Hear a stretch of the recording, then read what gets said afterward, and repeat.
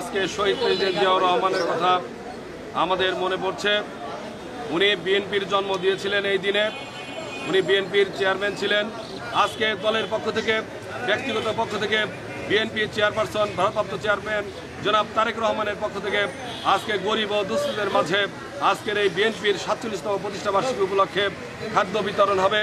আপনারা সকলেই যে যার পক্ষ থেকে আজকে উদ্যোগ নেবেন, যাতে করে প্রত্যেকটি মানুষের আহারের জোগাড় আমরা করতে পারি, আমরা মানুষের পাশে দাঁড়াতে পারি। এই উদাত্ত আহ্বান আমি সিরাজগঞ্জ জেলা বিএনপির পক্ষ থেকে, আমি মির্জা মোস্তফা জামান সাংগঠনিক সম্পাদক। আজকে বিএনপির জন্মদিন উপলক্ষে সারা বাংলাদেশে প্রত্যেকটা পর্যায়ে জেলা, থানা, পৌর এবং সেন্ট্রালে কর্মসূচি পালন হচ্ছে।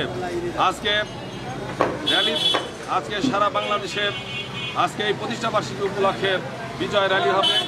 সেই র্যালি সুন্দর এবং সুষ্ঠুভাবে জনগণের যাতে ভোগান্তি না হয় সেই লক্ষ্যে আজকে র্যালি সারা বাংলাদেশেই র্যালি হবে। আমাদের সিরাজগঞ্জে বিকাল 3টায় ইসলামিয়া কলেজ মাঠ থেকে এসএস রোড হয়ে বাজার স্টেশনে শেষ হবে।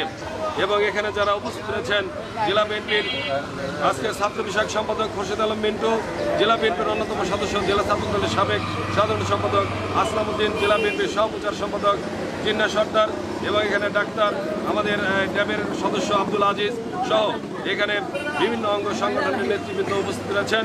আমি আজকে এই খাদ্য বিতরণের, গরিব ও দুস্থদের মাঝে খাদ্য বিতরণের আজকের এই প্রোগ্রাম কর্মসূচি আমি শুভ উদ্বোধন ঘোষণা করছি।